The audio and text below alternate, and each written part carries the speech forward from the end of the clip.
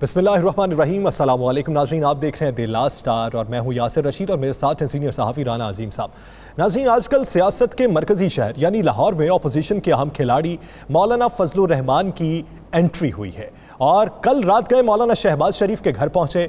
मौलाना भी अपोजिशन की गाड़ी में सवार हो गए हैं और आज इसी तनाजुर में बिलावल भुट्टो की भी लाहौर आमद हुई और मुलाकातें इस बात का पेश खैमा है कि अपोजिशन की हुकूमत को टफ टाइम देने की तैयारियां उरूज पर पहुंच चुकी हैं। एक तरफ तो अपोजिशन मुलाकातें हो रही हैं, दूसरी तरफ ये बात भी काबिल जिक्र है कि गुज़श्ता साल मौलाना का आज़ादी मार्च जो नाकाम हुआ उसकी वजह अपोजिशन की अदम दिलचस्पी थी और आज उसी अपोजिशन, उसी बिलावल, उसी शहबाज शरीफ पर मौलाना क्यों कर दोबारा यकीन कर रहे हैं और सबसे बढ़कर इस बार अपोजिशन के पास क्या है जो अपोजिशन हुकूमत के खिलाफ कामयाब होगी। इसी पर बात करने के लिए जमीयत उलमा इस्लाम फे के रहनुमा हाफिज हुसैन अहमद साहब ने हमें ज्वाइन किया। हाफिज साहब, बहुत शुक्रिया आपके वक्त का।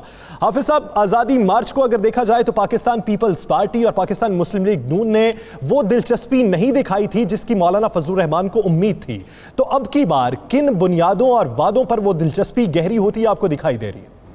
बिस्मिल्लाहिर्रहमानिर्रहीम। देखिए, जहाँ तक अपोजिशन का ताल्लुक है तो अपोजिशन और हुकूमत दोनों जमहूरियत के गाड़ी के दो पहिए हैं और पार्लिमानी हवाले से और मुल्क के निज़ाम के हवाले से दोनों को अपना भरपूर रोल अदा करना चाहिए।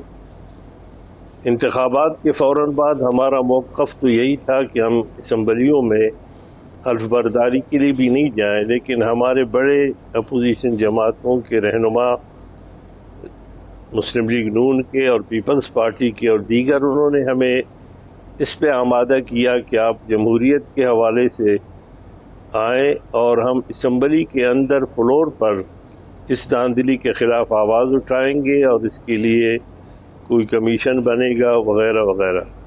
हमने उनकी बात मान ली और अपोजिशन के अंदर कोई रखना बर्दाश्त नहीं किया और फिर आपने देखा 15 मिलियन मार्च के बाद ऐसा भी वक्त आया कि खुद जनाब जरदारी साहब तशरीफ़ लाए।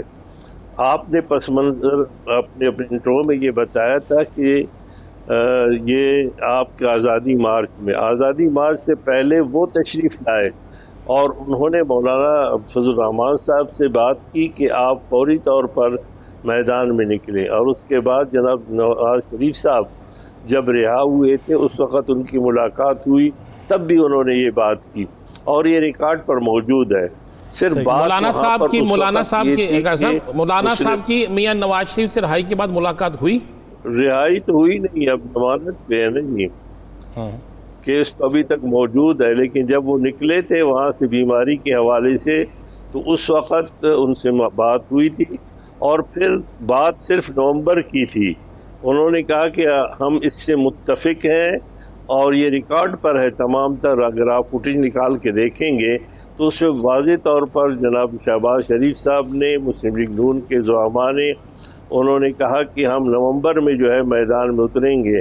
इसलिए हमने 31 अक्टूबर का फ़ैसला किया ताकि अगला दिन नवंबर है और फिर हमारे रुफ़क़ा भी हमारे साथ होंगे, जबकि जनाब बिलावल भुट्टो साहब और पीपल्स पार्टी ने जनवरी की बात की। अब मुश्किल ये पैदा हुई कि उस वक़्त हमने सन नहीं पूछा था कि इस सन का है या अगले सन का है, लेकिन हम समझे कि एक दिन के बाद नवंबर शुरू होगा और जनाब मुस्लिम लीग के रुफ़क़ा आएंगे, जनाब शहबाज शरीफ साहब आएंगे और उसके बाद इसी को आगे बढ़ाया जाएगा और उस तरीके से पीपल्स पार्टी का ताउन भी हमें हासिल रहेगा। लेकिन अफसोस की बात है कि उस वक़्त सिर्फ उन्होंने मेहरबानी फरमा कर हमारे स्टेज पर तशरीफ़ लाए, लेकिन उसके बाद उन्होंने उस अंदाज में साथ नहीं दिया। हाफिज साहब, अब की बार ईद का पूछा गया है कि कौन सी ईद होगी, यही वाली होगी या अगले साल वाली होगी? जी, मैंने तो कल मौलाना से बात की थी। हम भी चाहते हैं कि ज़रा वजाहत हो, क्योंकि हमें यकीनन बहुत दुख पहुंचा है और मैं समझता हूं कि अगर उस वक़्त अपने वादे का पास ये दोनों बड़ी पार्टियां करते तो शायद आज सियासी मंजर भी मुख्तलिफ होता और सूरत हाल भी मुख्तलिफ। मौलाना साहब, मौलाना साहब, वो तो गुजर गया, अब दोबारा वक्त आया। अब आपको यकीन है कि मुस्लिम लीग नून और पीपल्स पार्टी आपके साथ दोबारा हाथ नहीं करेगी? جی ہمیں توقع ہے، یقین نہیں ہے. یقین ویسے بھی مومن ایک سوراخ سے دوبارہ نہیں ڈسواتا اپنے آپ کو، لیکن مشکل یہ ہے کہ جمعیت علماء اسلام ایک اپوزیشن کی جماعت ہے، اور اس وقت سے لے کر ہم مسلسل اپنے اس کریز پہ موجود ہیں، میدان میں اترے ہوئے ہیں، اور اگر وہ آنا چاہتے ہیں، اور ہماری کوشش ہے کہ ہم کوئی سولو فلائٹ یا اکیلے نہ جائیں بلکہ ان کو ساتھ لے کر جائیں. مولانا صاحب آپ کا کہنا ہے، مولانا فضل الرحمان صاحب کا کہنا ہے، مولانا فضل الرحمان صاحب کا کہنا ہے کہ یہ اسمبلیاں ناجائز ہیں. آج انہوں نے کہا کہ یہ اسمبلیاں ناجائز ہیں، اس کو ختم ہونا چاہیے. ہم یعنی ان کا بالکل واضح کہنا ہے کہ کوئی اسمبلی کے اندر تبدیلی نہیں، کوئی تحریک عدم اعتماد نہیں، صرف اسمبلیاں ختم ہونی چاہیے. کیا آپ اسی شرط پر اس اتحاد کا حصہ بنیں گے یا اسمبلی کے اندر تبدیلی کے معاملے پر بھی اتحاد کا حصہ ہوں گے؟ دیکھیے، پھر میں ریکارڈ کی درستگی کے لیے عرض کروں گا کہ یہ موقف صرف مولانا فضل الرحمان JUI کا نہیں ہے. یہی موقف پیپلز پارٹی کا ہے کہ یہ اسمبلیاں جعلی ہیں، یہی موقف مسلم لیگ نون کا ہے، یہی موقف دیگر اپوزیشن جماعتوں کا ہے. اور میں سمجھتا ہوں کہ یہ موقف کے حوالے سے باقاعدہ طور پر ایک ڈکلیریشن پہ سب نے اتفاق کیا تھا، اور جو پہلے EPC ہوئی تھی اس میں اس بات کا اعلان کیا گیا تھا کہ یہ حکومت جو ہے جیل سازی کے حوالے سے لائی گئی ہے، اور یہ موقف سب کا ہے، اور ہم اسی موقف پر قائم ہیں. آپ اس جعلی حکومت کا حصہ، آپ اس جعلی حکومت سے، اب چونکہ فائنل ہو گیا، آپ اس جعلی حکومت یا جعلی اسمبلی سے استعفے دینے جا رہے ہیں؟ دیکھیے، یہی فیصلہ کرنے کے لیے ہم ہر اس قدم کے لیے جو ممکن ہے تیار ہیں، لیکن ہماری کوشش یہ ہے کہ وہ قدم ہمارے ساتھ قدم بقدم، بلکہ ہم چاہتے ہیں کہ بڑی جماعتیں آگے ہوں اور وہ اس معاملے میں آگے بڑھیں. حافظ صاحب، شہباز شریف صاحب کافی عرصہ چپ رہے ہیں. اگر آپ گزشتہ کچھ مہینوں کی بات دیکھیں تو ان کے جو بیانات بھی تھے، اکا دکا جو بیانات تھے، وہ مبہم سے تھے. لیکن کل مولانا صاحب سے ملاقات ہونے کے بعد ایسا کیا ہوا کہ وہ تحریک کے لیے بھی آمادہ ہو چکے ہیں، دھرنے کے لیے بھی آمادہ ہو چکے ہیں، اور آج بلاول بھٹو زرداری سے ملاقات کے بعد بھی وہ کافی گرم جوشی سے بات کر رہے تھے؟ دیکھیے جی، ہماری اطلاعات تو یہی ہے کہ یہاں پر شروع میں وہ آمادہ تو نہیں تھے، لیکن جناب نواز شریف صاحب، بڑے میاں صاحب نے شاید ان کو مجبور کیا تھا. اور اب بھی ہماری اطلاعات یہ ہے کہ اس حوالے سے بھی، کیونکہ اس سے پہلے جناب بلاول بھٹو صاحب جو ہے وہ پہنچے تھے لاہور اور ایک ہفتہ قیام کیا، لیکن وہاں پر ان کی ملاقات نہیں ہو سکی. لیکن اب بھی میں بالکل ایک سیاسی ورکر کی حیثیت سے، ہم نے اپنی پارٹی کے زعماء اور ساتھیوں سے بھی بات کی ہے. یعنی ایک رہبر کمیٹی ہے، اور رہبر کمیٹی جو ہے شروع میں بنائی گئی تھی، اور وہ رہبر کمیٹی مسلسل، اور رہبر کمیٹی کے حوالے سے یہ ہے کہ وہ فیصلہ کن انداز میں معاملات کو طے کرنے سے قاصر ہے جب تک کہ قیادت نہ پہنچے. اور اگر اب بھی معاملے کو کسی کمیٹی کے حوالے کیا جاتا ہے تو یہ کمیٹیوں کے حوالے سے بڑا تلخ تجربہ ہے ہمارے ملک میں. آپ کہتے ہیں کہ رہبر کمیٹی جو ہے، آپ کا کہنا بالکل درست ہے کہ رہبر کمیٹی کے سپرد نہ کیا جائے، قیادت خود فیصلہ کرے آ کے، تمام کیا آتے ہیں. لیکن آج تو بھی جب ہم آپ سے بات کر رہے ہیں، اس سے پہلے تو شہباز شریف نے کہہ دیا اور بلاول بھٹو نے بھی کہہ دیا، نہیں پہلے رہبر کمیٹی کرے گی پھر ہم آئیں گے. میں یہی تو کہہ رہا ہوں، یہ تجویز ان کی طرف سے آئی ہے. میں ایک سیاسی ورکر کی حیثیت سے سمجھتا ہوں کہ معاملات طے ہیں. معاملہ یہ ہے کہ حکومت کے خلاف سب نے جو ایک ڈکلیریشن پہ دستخط کی ہے، اس کے لیے کیا عملی اقدامات کیے جائیں گے. اور اگر آپ اس کو کمیٹی کے سپورٹ کریں گے، پھر کمیٹی میں اس میں بحث ہوگی، تو اس معاملے کو مزید لمبا کرنا میں سمجھتا ہوں کہ کافی دیر ہو چکی ہے. اور یہ 2 سال جس انداز میں گزرے ہیں، وہ ایک عام آدمی سے ہماری معیشت کو دیکھیں گے، مہنگائی کو آپ دیکھیں گے، دیگر معاملات کو دیکھیں گے، اور بین الاقوامی جو صورتحال ہے اگر اس پہ نظر ڈالیں گے تو یقیناً ہم سمجھتے ہیں. حافظ صاحب، آج ایک طرف تو مولانا صاحب کی ملاقات ہوئی ہے بلاول صاحب سے، دوسری طرف شہباز شریف کی بلاول صاحب سے ہوئی ہے، لیکن تیسری طرف پیپلز پارٹی اور نون لیگ کے کچھ رہنما جو ہیں قومی اسمبلی میں حکومت کے ساتھ بیٹھ کر نیب کے معاملات پر کو ڈسکس کرتے رہے ہیں، نیب قوانین میں تبدیلی. ایک طرف حکومت کو ختم کرنے کے لیے کوشش ہو رہی ہے، تو دوسری طرف حکومت کے ساتھ بیٹھنا، یہ آپ اس کو کس نظر سے دیکھتے ہیں؟ دیکھیے میں سمجھتا ہوں کہ جہاں تک نیب کا تعلق ہے تو ان کے قوانین تبدیلی شاید اس کا ازالہ نہیں ہے. نیب کی بنیادی طور پر اگر آپ تاریخ دیکھیں گے کہ وہ اسے بنایا کس لیے گیا تھا، جنرل پرویز مشرف نے جس نہج پر اور جس ڈگر پر اسے بنایا تھا آج وہی اسی پہ چل رہے ہیں. کیا اپوزیشن کو، کیا پیپلز پارٹی نون لیگ کو آج ان کے ساتھ بیٹھنا چاہیے تھا؟ حافظ صاحب کیا پیپلز پارٹی اور نون لیگ کو آج ان کے ساتھ بیٹھنا چاہیے تھا حکومت کے ساتھ؟ میں تو سمجھتا ہوں کہ وہ بات کی بات ہے، انہیں ہمارے ساتھ بیٹھنا چاہیے، اپوزیشن کو آپس میں بیٹھنا چاہیے، ان کی قیادت کو آپس میں بیٹھنا چاہیے. اب ساری کوشش اور کاوش یہ ہے کہ مولانا فضل الرحمان صاحب اٹھتے ہیں، پھر کراچی جاتے ہیں، کراچی سے وہ لاہور آتے ہیں، بلاول صاحب دوسری بار لاہور آ رہے ہیں. اب تو ہم اپنے ساتھیوں کو بٹھانے کے لیے جو پاپڑ بیل رہے ہیں، تو میں سمجھتا ہوں کہ پہلی فرصت میں کسی اور جگہ بیٹھنے کی بجائے ان کو بیٹھنا نہیں چاہیے، بلکہ ہمارے ساتھ اسی انداز میں آ کر کھڑے ہونا چاہیے جس انداز میں انہوں نے کھڑے ہونے کا وعدہ کیا تھا. حافظ صاحب، آپ مولانا فضل الرحمان صاحب کی ملاقاتوں پہ بات کر رہے ہیں، اسی پر کمنٹ کیا ڈاکٹر شہباز گل صاحب نے کہ مولانا صاحب ایک کرپٹ سے دوسرے کرپٹ تک صرف پیغام رسانی کا اس وقت فریضہ سر انجام دے رہے ہیں. ہاں، وہ یقیناً ان کی اپنی رائے ہوگی، لیکن ہمارے جو ان کی کرپٹ ہے ان کا ریشو زیادہ ہے. اس وقت جو وفاقی کابینہ میں ملکی اور غیر ملکی کرپٹ عناصر شہباز گل صاحب سمیت جو بیرون ملک سے لائے گئے ہیں اور جنہوں نے حفیظ شیخ صاحب ہیں وہ وزیر خزانہ ہیں، اور اگر وہ کرپٹ تھے پرویز مشرف صاحب تو خزانہ کے اوپر بیٹھنے والا شخص کس طرح امین ہو سکتا ہے. اور اگر جناب زرداری صاحب اور پیپلز پارٹی جو ہے بڑے بے ایمان تھے تو اس وقت وزیر خزانہ کس کے ہاتھ میں تھا؟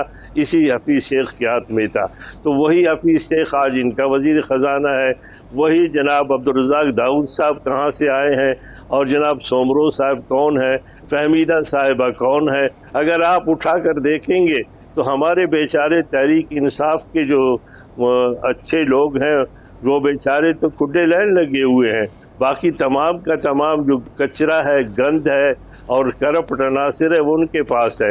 آپ یقین جانیں آپ کیا سمجھتے ہیں کہ حافظ صاحب آپ کیا سمجھتے ہیں کہ مسلم لیگ نون کی جو قیادت ہے وہ شہباز شریف کو کرنی چاہیے یا مریم کو کرنی چاہیے؟ شہباز شریف تو پہلی بھی دفعہ آپ کے پاس نہیں پہنچ سکے تھے، تو مریم سے پہلے ہوتا تھا کہ وہ میاں نواز شریف کی جانشین ہے. مریم کی خاموشی پر کیا کہتے ہیں، اور کیا واقعی مسلم لیگ نون شہباز شریف کی طرف جانی چاہیے یا مریم کی طرف جانی چاہیے؟ تو پھر بہتری کی کوئی گنجائش پیدا ہوتی ہے. دیکھیے، مسلم لیگ ان کا معاملہ ان کا اپنے گھر کا معاملہ ہے، اور گھر تو نہیں بلکہ خاندان کا معاملہ ہے، چچا اور بھتیجی کا معاملہ ہے.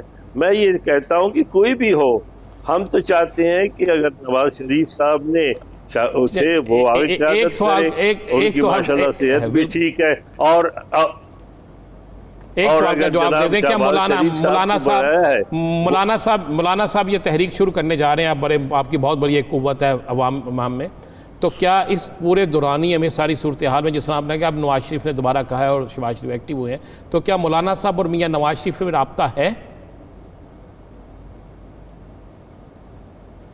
دیکھیے، براہ راست تو رابطہ نہیں ہے، ظاہر ہے کہ ان سے بات ہوتی ہے. اور آپ کو یاد ہوگا کہ اس ملاقات سے پہلے انہوں نے ایک خط بھی بھیجا تھا اور ان کے داماد صفدر صاحب وہ خط لے کر آئے تھے. یہ تمام باتیں ریکارڈ پر موجود ہے. ہم کہتے ہیں کہ کوئی بھی شخص ہو، اور اگر شہباز شریف صاحب اور جناب نواز شریف صاحب دونوں بیمار ہیں اور کسی مصلحت کے تحت مریم خاموش ہے، تو ہمارے دیگر رفقا ہیں جو مسلم لیگ نون قابل احترام ہے، ان میں سے کسی کو لیڈر بنا دیں. حافظ صاحب ایک سوال کا جواب دیجیے گا. شہباز شریف صاحب کل کافی عرصے کے بعد سیاسی طور پر متحرک ہوتے ہیں اور آج ایک ریفرنس ان کے خلاف دائر کرنے کی منظوری چیئرمین نیب کی جانب سے دے دی جاتی ہے، تو عید کے بعد وہ اے پی سی میں ایکٹیو ہوں گے یا پھر ریفرنس بھگتیں گے آپ کی نظر میں؟ دیکھیے، جہاں پر تیز رفتاری کا خدشہ ہو، آبادی زیادہ ہو، اس کو روکنے کا ایک ہی طریقہ ہے کہ لوگ اسپیڈ بریکر بناتے ہیں. اور آپ نے دیکھا ہوگا کہ جب بھی اپوزیشن کے رہنما، خصوصاً ان دو پارٹیوں کے رہنما جس انداز میں آگے بڑھتے ہیں اور تھوڑی سی رفتار لے لیتے ہیں، جس طرح آپ نے فرمایا کہ شہباز شریف صاحب ایکٹیو ہو گئے, بلال اول صاحب ہو گئے, اور جب وہ لے لیتے ہیں تو پھر اسپیچ بریکر کے لیے وہ بات آتی ہے, نیب والے جو ہے وہ اپنا جو کرشمہ دکھاتے ہیں. اور نیب کے تو چیئرمین نے واضح طور پر یہ بات کی ہے, اعتراف جرم کیا ہے کہ اگر میں حکومت میں شامل وزراء اور اراکین اسمبلی جو تحریک انصاف کے ہیں یا دیگر پارٹیوں ان کے حلیفوں کے, اگر ان کے خلاف میں ریفرنسز دائر کروں, اقدامات کروں جو بہت زیادہ وہاں پر جو ہے وہ بدعنوانی آئے, تو ایک دن بھی حکومت نہیں ٹھہر سکتی. انہوں نے تو اس بات کا اعتراف کیا ہے کہ وہ اس حکومت کو بچانے کا فرض ادا کر رہے ہیں, اور اگر ان کو انصاف کے تقاضوں کو معتدل رکھا جائے, برابر رکھا جائے, تو پھر یہ حکومت باقی نہیں رہتی ہے. اور یہی بات ہے کہ آج چودھری شجاعت پرویز الہی کو بھی بزدار بچاؤ مہم کے تحت جس انداز میں رگڑا جا رہا ہے, یہ دنیا سب جانتی ہے. میں سمجھتا ہوں کہ اس وقت یکسو ہو کر اللہ کا نام لے کر جناب شہباز شریف کو اس انداز میں کسی حوالے سے تاخیر کی جرم استعمال کے یکسو ہو کر اللہ کا نام لے کر تحریک چلانی چاہیے. آپ یہ پوزیشن یہ سمجھتی ہے کہ حکومت ناکام ہو چکی ہے, مہنگائی عروج پر پہنچ چکی ہے. بہت شکریہ حافظ حسین احمد صاحب اس حوالے سے اپنا وقت دینے کے لیے. ناظرین, اسی پر حکومتی موقف لینے کے لیے حوالے سے بات کریں گے ایک شارٹ بریک کے بعد.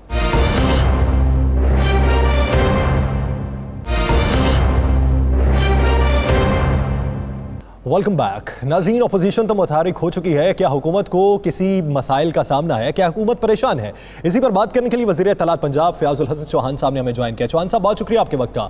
چوہان صاحب, لاہور تو سیاسی ڈیرا بن چکا ہے. کل سے ملاقاتوں کا ایسا سلسلہ جاری ہے کہ بھرمار لگی ہوئی ہے, پریس کانفرنسز ہو رہی ہیں, عید کے بعد لاہے عمل طے کرنے کا کہا جا رہا ہے. کوئی پریشانی دکھائی دیتی ہے یا پھر یہ رونق میلہ ہے آپ کی نظر میں؟ بسم اللہ الرحمن الرحیم. مولانا فضل الرحمان صاحب نے ایک دفعہ پھر اپنی دیہڑی لگانے کے لیے بروکری کا اور ایجنٹ ہونے کا جناب کردار ادا کیا ہے بلاول صاحب کو, شہباز صاحب کو ملانے کے لیے, اور اس میں کامیاب بھی ہو گئے. اور اس میں ان کی دیہڑی کیا ہے؟ پچھلے سال انہوں نے لانگ مارچ کیا تھا, اربوں روپے جناب کروڑوں روپے اس میں سے کمائے تھے. نواز شریف صاحب نے بھی دیے, زرداری صاحب نے بھی دیے, اپنے چاہنے والوں سے بھی جناب جہاد کے نام پہ, اسلام کے نام پہ کروڑوں روپے کی جناب انہوں نے رسیدیں کٹوائی تھیں. اب یہ ایک دفعہ پھر دیہڑی لگوانا چاہ رہے ہیں. انہیں پتہ ہے مولانا فضل الرحمان صاحب کو کہ نکلنا کچھ بھی نہیں ہے, نہ اے پی سی میں سے نہ ان کی ملاقاتوں سے. حکومت نے اپنے 5 سال پورے کرنے ہیں. وہ بڑے کرو ہیں, 73 کے آئین کے تناظر میں کرپشن کے 74 جناب وہ راستے نکالتے ہیں. میرا بڑا مشہور ڈائلاگ ہے, اور رسول کے نام پہ وصول کی سیاست کرتے ہیں. انہوں نے کہا یار ایک دفعہ پھر ان کو اکٹھا کرو, ایک دفعہ پھر کوئی تحریک کی کہانی چلاؤ, ایک دفعہ پھر جناب کروڑوں اربوں روپے کی جناب پیدا کی جناب ہم سلسلہ کریں. تو جناب مولانا فضل الرحمان صاحب نے اپنی دیہڑی لگانے کے لیے ایجنٹ اور بروکر بن کے آج 2 نیب زدہ اور احتساب زدہ سیاستدانوں کو ملا دیا ہے. اور آنکھیں دیکھنے والی تھی شہباز شریف صاحب کی نا پریس کانفرنس کے وقت, یقین جانے وہ بڑا تیرا سا آدمی ہوتا ہے نا, جو اندر سے کچھ اور ہوتا ہے, باہر سے کچھ اور ہوتا ہے, دائیں سے کچھ اور ہوتا ہے, بائیں سے کچھ اور ہوتا ہے. وہ بالکل وہ والا ان کا چہرے کا سٹائل اور آنکھیں ماسک کے باوجود ان کی آنکھیں پڑی جا سکتی تھی کہ وہ 1%. چوہان صاحب وہ کہہ رہے ہیں کہ اب ہم نے حکومت ختم کرنی ہے, اب ہم اس کو ایک دن کا بھی ٹائم نہیں دیں گے. رانا صاحب تسی کدوں دے سن رہے ہو بھائی جان؟ 2 سال تے ہوئے نے, ہر روز صبح اٹھتے نے, ناشتے دے ٹیبل تے کہندے نے جناب حکومت ختم کرنے لگے ہیں, تے راتی اپنا لک دورہ ہویا ہوندا تے سوندے نے تے جناب اپنا لک سنبھال رہے ہوندے نے. کیا بات کر رہے ہیں یار آپ؟ 2 سال سے سن کے اے پی سی ہاتھ جوڑ کے ان کو کہہ رہی ہو یار میری جان چھوڑو تو کسی اور پاسے ٹکرو جا کے, میری کم از کم جان چھوڑو.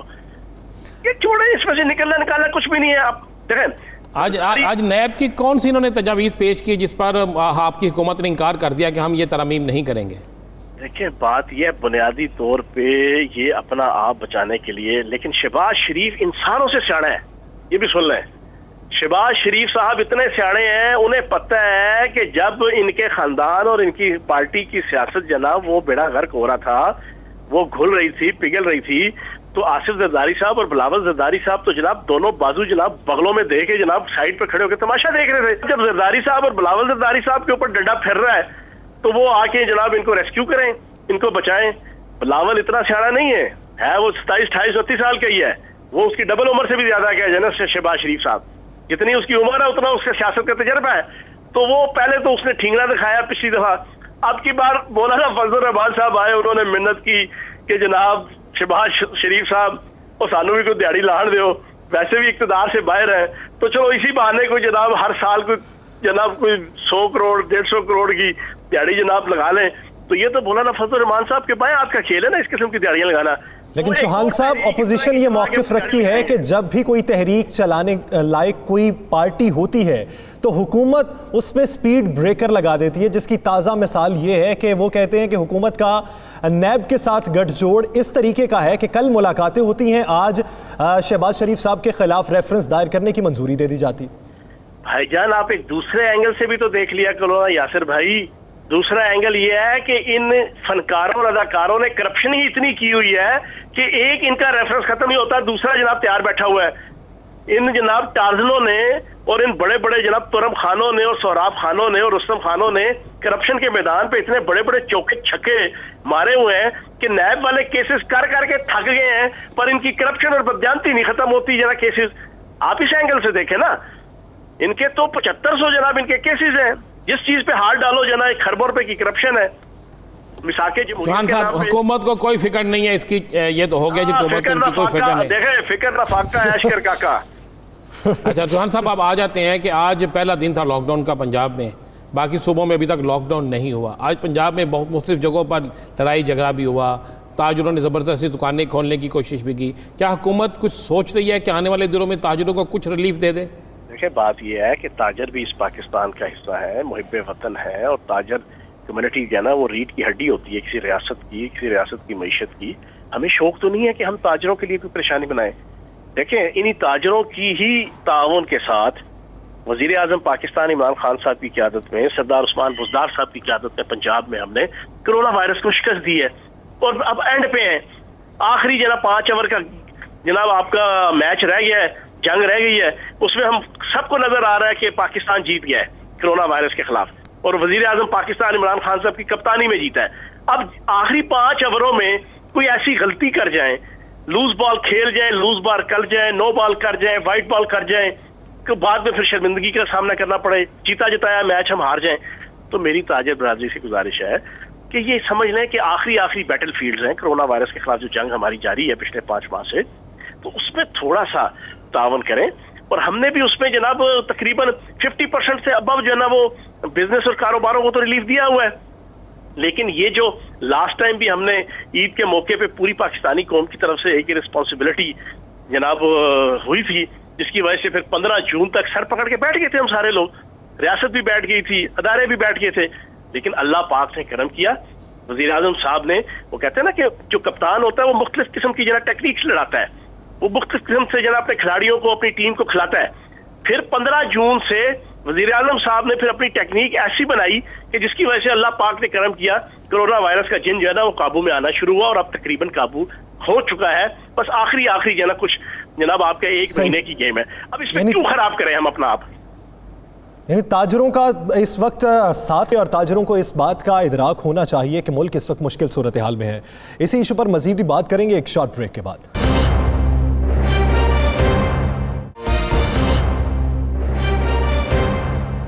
Welcome back. चौहान साहब, हाफिज हुसैन अहमद साहब तो ये कहते हैं कि हमारे जो दोस्त अहबाब हैं पाकिस्तान मुस्लिम लीग नून, पाकिस्तान पीपल्स पार्टी के, वो कुछ कम करप्ट हैं, पाकिस्तान तहरीक इंसाफ के वज़राई इतने करप्ट हैं कि नैब खुद माफ़ी मांग चुकी है कि अगर हमने इनके खिलाफ कार्रवाई की तो हुकूमत पूरी डूब जाएगी। देखिए, बात यह है कि हाफिज हुसैन अहमद साहब को अपने लीडर नहीं नजर आते। वो अलग बात है कि ये लीडर भी हाफिज हुसैन अहमद साहब को जो है ना वो झंडी करा चुके हैं। मौलाना फजल रहमान साहब, हाफिज हुसैन अहमद साहब बड़े जीनियस आदमी है, मेरे लिए बड़े काबिल एहतराम है, शरीफ आदमी है, बड़े जनाब अच्छी तबीयत के इंसान है। उनको भी जनाब मौलाना फजल रहमान साहब फारिग कर चुके हैं अपनी पार्टी से और अपने मामलात से। उनके बारे में नहीं है, उनके बारे में वो है कि जो अन्नेवाह हाथ फेरता हो पूरी पाकिस्तान की इकानमी पर, मईशत पे, ठीक है ना जी। और अब सिर्फ दिहाड़ी लगाने के लिए, मैंने आपको कहा ना, मौलाना फजल रहमान साहब को पता है अच्छे तरीके से हालात, वाक़यात, नज़ायर और कराइन, उन्हें अच्छी तरह इल्म है कि अगले 3 साल ये हुकूमत कहीं नहीं जाती। उन्होंने अब क्या किया है, पिछले साल जो लॉन्ग मार्च किया, करोड़ों रुपए कमाए, उनको चस्का लग गया, मजा आ गया। उनका ये तो बड़ी मजेदार बात है, नवाज शरीफ साहब भी देंगे, जरदारी साहब भी देंगे, दाएं बाएं की जनाब मुल्क दुश्मन कुछ अनासर भी जनाब वो कुछ बानो बानी जनाब इनडायरेक्टली पकड़ा देंगे। फिर अपने जो हमारे चाहने वाले मुरीदैन है उनको भी इस्लाम के नाम पे बेवकूफ बना के करोड़ों रुपए वो ले लेंगे। चलो कोई बात नहीं, तहरीक नाकाम हो जाए, अपनी तो दिहाड़ी लग जाएगी ना। मौलाना फजल रहमान साहब सिर्फ दिहाड़ी लगाने के लिए, दिहाड़ी के चक्कर में है। حکومت گرتی گراتی کوئی نہیں ان سے. یہ غیر متحدہ اپوزیشن ہے, یہ فیک ہو سکتی ہے لیکن ایک اور نیک نہیں ہو سکتی. یہ میں نے بڑا جانا ہوا ہے, یہ فیک ہو سکتی ہے, ایک اور نیک نہیں ہو سکتی.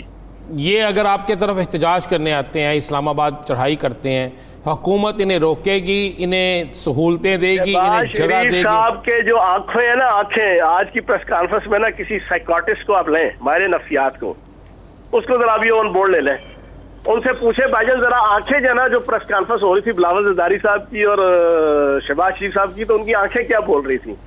اور سر وہ دونوں طرف کھیل رہا ہے, وہ پچ کے دونوں طرف کھیل رہا ہے.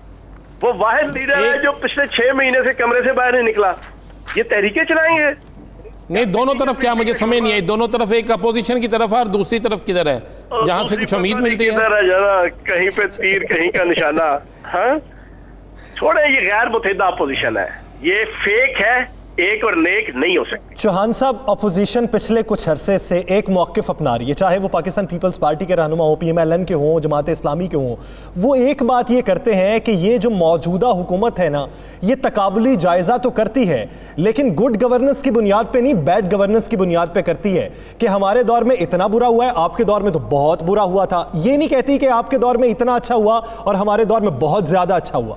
میں کہتا ہوں جی, اس حکومت کا سب سے بڑا کارنامہ اور عمران خان صاحب کا سب سے بڑا کارنامہ یہ ہے کہ کرونا وائرس, یہ ذہن بنا کے بیٹھے تھے کہ نعوذ باللہ معاذ اللہ ریاست ناکام ہو جائے گی, پاکستان اجڑ جائے گا, پاکستان لٹ جائے گا, ان سے کرونا وائرس کے بعد ریاست چلانی ناممکن ہو جائے گی, معیشت کا بیڑا غرق ہو جائے گا, لا لیسنس کریٹ ہو جائے گی اور ایک جناب سول نافرمانی کا ماحول بن جائے گا. پھر جناب ہم آئیں گے اور آ کے جناب بیٹھ جائیں گے اور جناب پکی پکائی جناب کھیر جناب کھانے کے لیے. یہ تبھی تو وہاں سے بھاگے بھاگے لندن سے آئے تھے, آگے آ کے ان کو کچھ لینے کے دینے پڑ گئے. تو آج عمران خان صاحب کا سب سے بڑا کارنامہ یہ ہے کہ کرونا وائرس پاکستان کے اندر ختم ہونے کے قریب ہے. یہ عمران خان صاحب کی اور اس حکومت کا سب سے بڑا کارنامہ ہے. چھوڑے باقی ساری چیزیں. چوہان صاحب, آج ایک میڈیکل رپورٹ جمع ہوئی ہے میاں محمد نواز شریف کی, جس میں کہا گیا ہے کہ جناب ان کورونا کی وجہ سے ان کا گھر سے باہر نکلنا, چلنا پھرنا ان کے لیے انتہائی خطرناک ہے. اور آپ اکثر ذکر کرتے رہتے ہیں, کبھی وہ کافی پی رہے ہیں, کبھی کسی جگہ پہ جا رہے ہیں. تو یہ میڈیکل رپورٹ کیا کہتی ہے اور میاں صاحب کیا کہتے ہیں؟ میڈیکل رپورٹ ان کی اپنی جگہ ٹھیک ہے کہ چلنا پھرنا منع ہے, لیکن گھومنا پھرنا جائز ہے, کافیاں پینا جائز ہے, KFC پہ جانا جائز ہے, KFC پہ جا کے جناب زنگر برگر کھانا جائز ہے, ٹھیک ہے جی. اور KFC میں جناب اور مارکیٹوں میں جہاں پہ جوانوں نے اور بچوں نے ماسک لگایا ہوگا, لیکن ان کو ماسک لگانے کی کوئی ضرورت نہیں ہے کیونکہ ماشاءاللہ صحت مند ہے. ہریسے نہاریاں پائے اور جناب نلیاں کھا کھا کے جناب ان کی تو ماشاءاللہ اللہ پاک نے ان کو صحت تندرستی دی ہوئی ہے. ان کو واپس لا رہے ہیں, آپ انٹرنیشنل فلائٹس کھل رہی ہیں, آپ ان کو واپس لا رہے ہیں جی. یہ ادھر رہ کے جناب ذلت اور رسوائی کا جناب ایک سیمپل بنے ہوئے ہیں, تو ہمیں کیا ضرورت پڑی ہے جناب. مجھے ایک چیز بتائیں, ویسے وہ تو ہو رہا ہے, ادارے کر رہے ہیں, ادارے اپنا کام کر رہے ہیں, ہمارے مجرم نہیں ہیں, وہ عدالتوں کے مجرم ہیں. مطلب ہے عمران خان صاحب سے ان سے کوئی ذاتی دشمنی تو نہیں ہے نا, وہ تو اداروں کی ہے, عدالتوں کے فیصلے ہیں نا, وہ تو عدالتوں کے اس وقت مجرم اور مفرور ہے نا, وہ تو مفرور ہے عدالتوں کے. چوہان صاحب, آپ کو شہباز شریف صاحب وکٹ کے دونوں طرف کھیلتے دکھائی دیتے ہیں, تو مریم نواز صاحبہ کی خاموشی جو ہے وہ کس مصلحت کی بنیاد پہ ہو سکتی؟ بس کیا خاموشی ہے, بس چھوڑیں اس کو بھی, اس پہ وقت آنے پہ وہ تماشا دیکھ رہی ہیں. اور میں آپ کو آج ایک بہت بڑی خبر بریک کر رہا ہوں, اور اللہ کو حاضر ناظر جان کے کر رہا ہوں. اور ان کی فیملی کے ایک ممبر نے جناب مجھے یہ چیز بتائی ہے, ان کی فیملی کے آل شریف کی. انہوں نے کہا کہ جس دن شہباز شریف صاحب کو پکڑنے کے لیے نا نیب والے آئے ہوئے تھے نا, تو سب سے زیادہ دکھ جو ہے نا وہ بیگم صفدر امان کو ہوا تھا کہ یہ بچ گئے تھے. سب سے زیادہ بچنے کا وہ پکی تیار بیٹھی ہوئی تھی, یار آج پکڑا جائے جنا میرا وہ چاچا کے جس نے میرے ابا جی اور میری سیاست کی پیٹھ پہ چھرا گھونپا. اور سر چھوڑ دے, یہ اپنوں کے نہیں ہے تو عوام کے کیا ہوں گے, یہ اپنے سگے بھائی کی اور بھتیجی کے نہیں رہے تو اب باقیوں کو کیا ہوں گے. سب سے زیادہ اگر تو وہ اس بات پہ خوش ہوتی کہ اگر وہ پکڑے جاتے, اس بات پہ خوش ہوتی, تو نواز شریف صاحب ابھی یہ میل ملاقاتوں کے لیے شہباز شریف صاحب کو فون کیوں کرتے ہیں؟ اور سارا دکھاوا ہے یار. آپ اندر کی ان کی آل شریف کے اندر جو پھوٹ پڑی ہوئی ہے نا, وہ آپ کی سوچ سے باہر ہے. حمزہ شہباز کی سیاست اور شہباز شریف کی سیاست کا دھڑن تختہ ہونا اس وقت بیگم صفدر امان صاحبہ کا, کیپٹن صفدر کا, نواز شریف صاحب کا اس وقت سب سے بڑی خواہش اور جسے کہتے ہیں نا نرینا خواہش ہے سر، نرینا خواہش. جوان صاحب آخری سوال کا جواب دے دیں جو میں نے پہلے بھی کیا تھا. اگر یہ اسلام آباد چڑھائی کرتے ہیں تو آپ انہیں روکیں گے یا ان کو وہاں سہولتیں دیں گے؟ اور سر کوئی نہیں روکیں گے یار. بلاول زرداری اور تحریک چلائے، شہباز شریف اور تحریک چلائے، خدا کا واسطہ ہے. 6 مہینے سے جو بندہ کمرے سے باہر نہیں نکلا کہ کرونا سے ڈر لگتا ہے، وہ شہباز اگر جاتے ہیں اگر کنٹینر دے دیں گے. چھوڑو، اگر کو نہ 9 من تیل ہوگا نہ رادا ناچے گی. پہلے 9 من یعنی تیل تو لاؤ. بلاول زرداری کو میں نے چیلنج کیا ہے 50 سینٹی گریڈ پہ 1 گھنٹہ شارع دستور پہ یا مال روڈ پہ، ٹھیک ہے جی، 1 گھنٹہ بغیر چھتری، بغیر تمبو، بغیر کنات، بغیر ٹوپی کے یہ صاحب بہادر بیٹھ جائیں 50 سینٹی گریڈ پہ. میں ٹی وی پہ آ کے ان کی تعریف کروں گا. چلو صحیح ہے. یعنی آپ کی نظر میں اپوزیشن جو ہے وہ متحرک ہوتی دکھائی نہیں دے رہی. غیر متحدہ اپوزیشن، کہیں کی اینٹ کہیں کا روڑا، بھانمتی نے کمبا جوڑا، یہ فیک ہو سکتے ہیں لیکن نیک اور ایک نہیں ہو سکتے. دوبارہ دہرا دوں. چلو صحیح، فیک ہو سکتے ہیں، نیک اور ایک نہیں ہو سکتے. بہت شکریہ حسن چوہان صاحب اس حوالے سے اپنا وقت دینے کے لیے. ناظرین دیگر ایشوز پر بات کریں گے ایک شارٹ بریک کے بعد.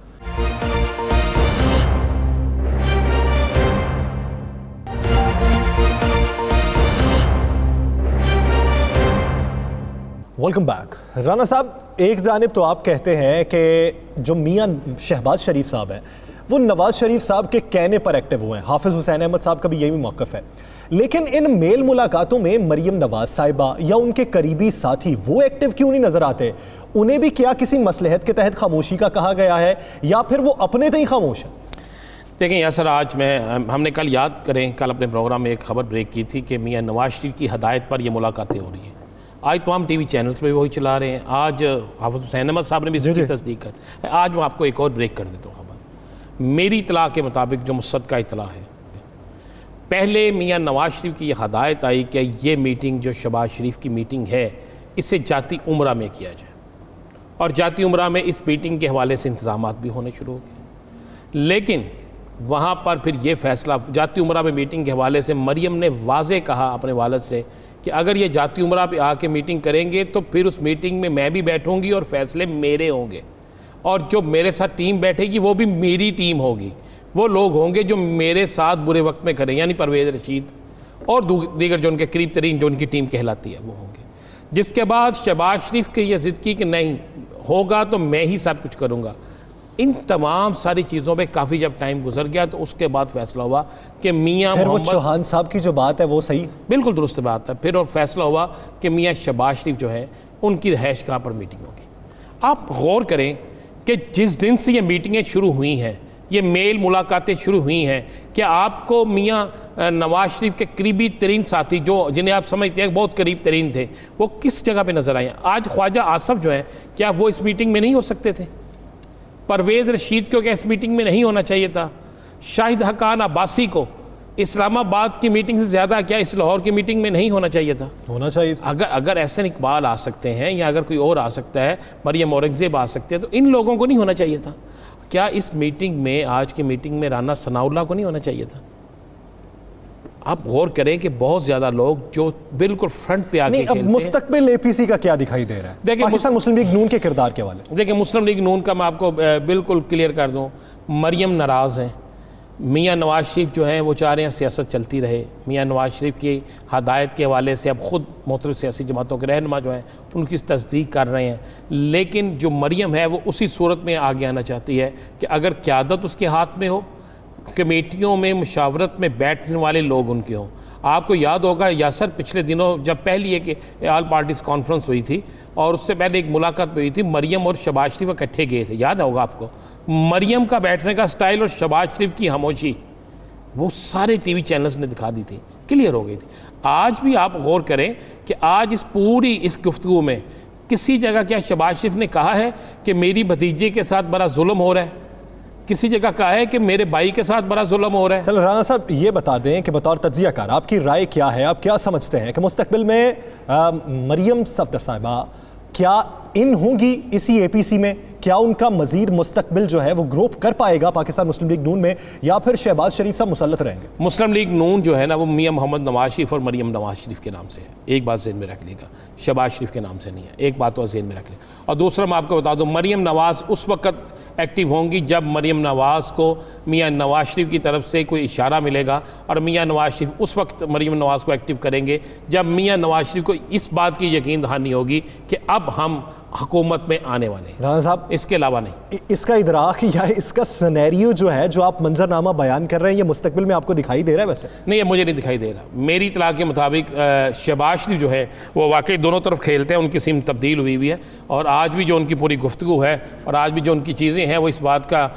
کی غمازی ہے کہ بالکل آنے والے دنوں میں کمیٹی بنے گی۔ لے میں آپ کو ایک اور بتاؤں، تحریک جو ہے اگلے 2 ماہ تحریک نہیں چلے گی۔ آج جو انہوں نے کہا نا کہ ہم ایک لمحہ بھی ضائع نہیں کرنا، اگلے 2 ماہ، آج کی ڈیٹ لکھ لیں یاسر، یہ بھی میں خبر بریک کر دیتا ہوں، اگلے 2 ماہ تحریک نہیں چلے گی۔ یہ میں نہیں کہہ رہا، مجھے خود مسلم لیگ نون اور پیپلز پارٹی دونوں کے اہم رہنماؤں نے کہا ہے۔ اس کی کیا وجہ؟ بھائی حالات دیکھیں نا، آپ نے عید کے پہلے عید کے فوری بعد آپ نے رہبر کمیٹی کا اجلاس رکھا، 10 دن بعد رہبر کمیٹی کا اجلاس ختم ہو گیا، کمیٹی اس کے بعد آگے محرم، آپ نے کہنا محرم میں ہو ہی نہیں سکتا، محرم گزرے گا سفر میں بھی نہیں ہو سکتا، تو پھر مجھے بتائیں اس کے بعد تو پھر حالات کہاں سے کہاں جاتے ہیں، کون جیتا ہے تیری زلف کے ایسے ہی رونے تک، پھر چلتا رہے گا۔ یعنی فی الوقت کوئی تحریک دکھائی نہیں دے رہی، ابھی کمیٹی تشکیل پائے گی، کمیٹی جو فیصلے کرے گی اس ہدایات کی روشنی میں نئے فیصلے ہوں گے، پھر حکمت عملی بننے کے بعد پھر جو فیصلہ ہوگا۔ اور ایک اور بتاتا چلو، جو تمنا آرزو اور اپنا ارادہ لے کر مولانا فضل الرحمان آئے ہیں کہ سارا سسٹم سمیٹا جائے، اسمبلیاں ختم ہو جائیں، نئے انتخابات ہوں، یہ کسی صورت میں بھی بلاول بھٹو کو، اور کسی صورت میں بھی میں پھر بار بار کہہ رہا ہوں، کسی صورت میں بھی نہیں منظور اس کو میاں محمد شہباز شریف کو۔ وہ کہتا ہے کہ اگر میں دوبارہ اپوزیشن لیڈر نہ بنا تو، اور بلاول زرداری کہتے ہیں کہ اگر دوبارہ سندھ نہ ملا تو ذہن میں رکھیے گا، جب مفاد اب ایک طرف نہیں ہے، حکومت کا صرف مفاد نہیں ہے، حکومت کے ساتھ ساتھ سندھ میں ان کی حکومت ہے، ادھر اپوزیشن ہے، تو جب تینوں طرف جب مفاد ہو تو پھر آپ اندازہ لگا سکتے ہیں نا کہ کس کس کو فائدہ ہے۔ یہ تینوں افراد، 3 جو گھرانے ہیں، یعنی مفادات کا ٹکراؤ ہے جس کی وجہ سے کوئی بہترین یا منظم نہیں ہو سکتا کہ جس کے مطابق تحریک کو آگے بڑھائے۔ یاسر ایک منٹ میں لوں گا، اگر مفادات کا ٹکراؤ نہ ہوتا تو کیا آج اپوزیشن جو ہے حکومت کے ساتھ نیب میں ترمیم کے حوالے سے، ظاہری بات ہے ایک طرف آپ حکومت کے ساتھ بینچز پر بیٹھے ہوئے ہیں، ان کے ساتھ مشاورت چل رہی ہے، دوسری جانب آپ حکومت کے خلاف پلاننگ کے لیے میٹنگز تشکیل پا رہی ہیں۔ ناظرین، دیگر ایشوز پر بات کرتے ہیں، آگے بڑھتے ہیں کہ جب ظلم کی داستان لکھی جائے گی تب بھارت کا نام صفحہ اول پر لکھا جائے گا۔ انسان کا جینا جتنا بھارت نے عذاب بنایا شاید ہی کسی اور نے بنایا ہوگا۔ پہلے تو ظالم بھارت نے آرٹیکل 370 اور 35A کو منسوخ کیا، پھر کشمیر میں انسانی زندگیاں اجیرن بنائیں، اور اب کشمیریوں کو انہی کی نہ صرف جائیدادوں سے محروم کیا گیا بلکہ بھارت سے لا کر ہندوؤں کو کشمیر میں بسانے کا کام بھی زور و شور سے جاری ہے۔ آخر کب کشمیریوں کی آواز سنی جائے گی؟ آخر کب کشمیر پر صرف باتیں نہیں بلکہ کوئی کام بھی ہوگا؟ آخر کب صرف قرارداد پاس نہیں بلکہ اسی قرارداد پر عمل بھی ہوگا؟ رانا صاحب، اب تک کی اطلاعات کے مطابق 2 لاکھ کشمیری ایسے جنہیں ان کی جائیدادوں سے محروم کر دیا گیا، ان کی جگہ پہ کتنے ہندوؤں کو بسایا گیا اور ان کشمیریوں کا کیا بنا؟ دیکھیں یاسر، یہ بڑی خوفناک سازش ہے، وہی ہے جس طرح فلسطین کے ساتھ ہوا، جس طرح اسرائیل نے فلسطین کے ساتھ کیا، وہاں پر آ کے بستیاں بسانا شروع کر دیں، وہاں پر اسرائیل یہودیوں کو بسانا شروع کر دیا، پھر اس کا کلیم کر دیا یہ علاقے ہمارے ہیں۔ اسی طرز پر، اسی طریقے سے مقبوضہ کشمیر کے اندر سب کچھ ہوا۔ دیکھیں 1 اگست کے مہینے میں کیا ہوا، آپ کو 5 اگست کا دن یاد ہے، کس طریقے سے ظلم کی داستان مزید سخت تیز ہونے شروع ہوئی۔ اس کے بعد آہستہ آہستہ اب ہوا کیا ہے کہ ہمارے پاس یہ ویڈیو جو ہمارے ٹی وی پہ چینل پہ جو سکرین پہ آپ کو یہ ویڈیو دیکھ رہے ہیں، اس میں آپ کو نظر آتا ہے باقاعدہ بھارت کے 3 نہیں 6 بڑی ریاستوں سے، پہلے 3 ریاستوں کا فیصلہ ہوا، پھر 6 ریاستوں کا فیصلہ ہوا۔ بھارت کی 6 ریاستوں سے 1 لاکھ سے زائد ہندو جو ہیں، یہ وہ ہندو ہیں جو ہندو جنونی ہیں، ان کو لا کر اب مقبوضہ کشمیر کی مختلف آبادیوں میں بسا دیا گیا ہے۔ ان میں بسانے کے بعد یہ سرکاری بسوں پہ لائے جاتے ہیں, وہاں پر ان کو بسایا جا رہا ہے, اور یہ وہ علاقے ہیں جو 2 لاکھ کشمیریوں سے خالی کرائے گئے ہیں, اور ان علاقوں کو پہلے خالی کروایا گیا, ان سے ان کی جائیدادیں چھینی گئیں, پھر پچھلے کاغذات کے پچھلی ڈیٹوں میں باقاعدہ ان ہندوؤں کے نام ٹرانسفر کی گئیں, اور کئی جائیدادیں ایسی ہیں جس میں لکھا گیا کہ کشمیری یہ فروخت کر کے یہاں سے جا چکے ہیں. کئی جائیدادوں میں لکھا ہوا کہ باقاعدہ کشمیری اور ہندو جو ہیں, جو وہاں پہ رہنے والے مسلمان, یہ آپس میں پارٹنر تھے. یہ یعنی ایسا سارا ایک سسٹم کیا گیا. سسٹم کرنے کے بعد اب وہاں پر 1 لاکھ سے زائد ہندو جو ہیں 6 ریاستوں سے بھارت کی آ کے وہاں پہ بس چکے ہیں, انہیں بسا دیا گیا ہے. اور جن جن علاقوں میں وہ لوگ بسے ہوئے ہیں ان علاقوں کے باہر باقاعدہ فوج کی چھاؤنیاں بنائی گئی ہیں ان کو تحفظ دینے کے لیے. اور جو کشمیری خطرات تو ہے, تحریک کے خطرات تو ہیں. خطرات نہیں ہیں, اس سے بھی زیادہ چلے گی. یہ 5 اگست آنے دیں, دیکھیں 5 اگست کے بعد آپ دیکھیں گے کشمیر کے اندر مزید تحریک کہاں پہ جاتی ہے. یہ 2 لاکھ چھوڑ کے 25 لاکھ کشمیروں کے ساتھ سب کچھ کر کے دیکھ لیں. کشمیر کا جب تک ایک بچہ ہے وہ اپنی کشمیر کی آزادی کی جنگ لڑے گا, اور لڑ رہا ہے اور لڑتا رہے گا. یہ جد و جہد آزادی جاری رہے گی. ہر 5 اگست کو آپ مسلمانوں مخالف اور کشمیر کے مخالف فیصلے کرتے رہیں, لیکن یہ آزادی کی تحریک دبنے والی نہیں ہے, کیونکہ آج آپ صاحب مسند ہیں, کل نہیں ہوں گے. کرایہ دار ہیں, ذاتی مکان تھوڑی ہے. ایک وقت آئے گا کہ جب ایسا حکمران ہوگا کہ جو ان کو تحفظ بھی دے گا, یا پھر یہ عوام اٹھے گی اور خود حکمرانی کی خواہش کا اظہار کرے گی. ناظرین, دی لاسٹ آور سے مجھے دیجیے اجازت. اللہ نگہبان.